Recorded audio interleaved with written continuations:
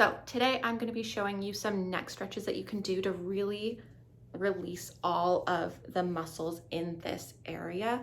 We are not adding any elements of self-massage, whether it's balls, trigger point balls, vibration therapy, nothing like that today. We are focusing strategically on just stretches that are very, very relaxing that you can breathe through. I do want to point out you do want to add an element of stability on top of the mobility and then eventually integrate it into your workouts. But for now, this is going to be your starting point.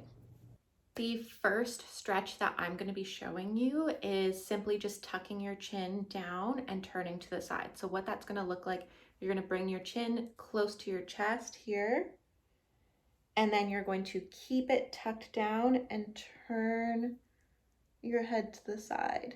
You should feel a nice deep stretch from one shoulder blade to the opposite side of your head. You're gonna hold that for 30 seconds and then repeat on the same side. So we'll bring your chin to your chest, and then turn to look at the wall beside you.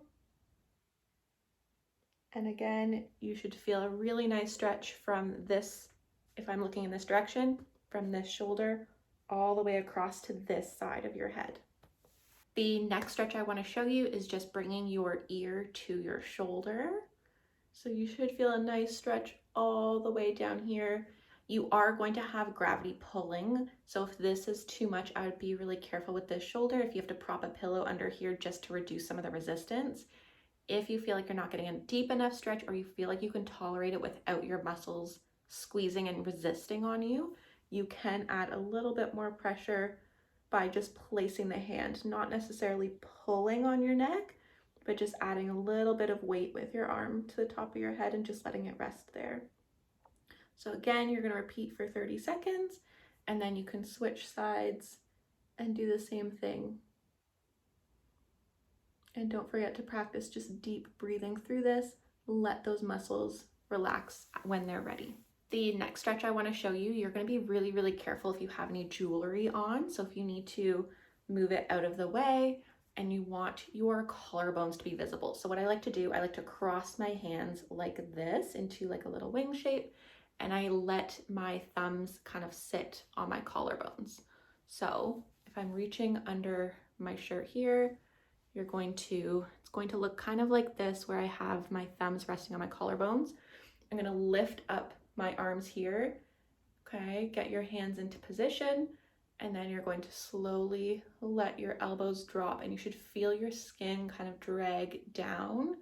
For some people, this is going to be more than enough of a stretch, and for others, if you want a deeper stretch, you can lift up here, and you should get a nice deep stretch all in the front of your neck here. And you can even turn to the side, so you can start getting into the side of the front of your neck.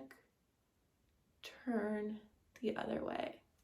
Again, these stretches should feel good, should feel relaxing. If you feel like your muscles are tightening up, then you've either gone too deep, or your muscles just are not ready for that movement, and you may need to approach it another way. So you're going to start by leaning over to the side, bringing that ear close to the shoulder here, and then you're going to turn your gaze towards this shoulder here. And then you're going to bring it up, and we're going to rep this out. So keeping this ear close, you're going to turn your gaze towards the ceiling, and you're kind of creating this diagonal gaze or diagonal view with your eyes. And we're going to do 8 repetitions here. Take your time, breathe through it. And once you've done your 8, you're going to switch ear to the other side, pull down to this opposite shoulder now, and then bring your gaze up to the ceiling here.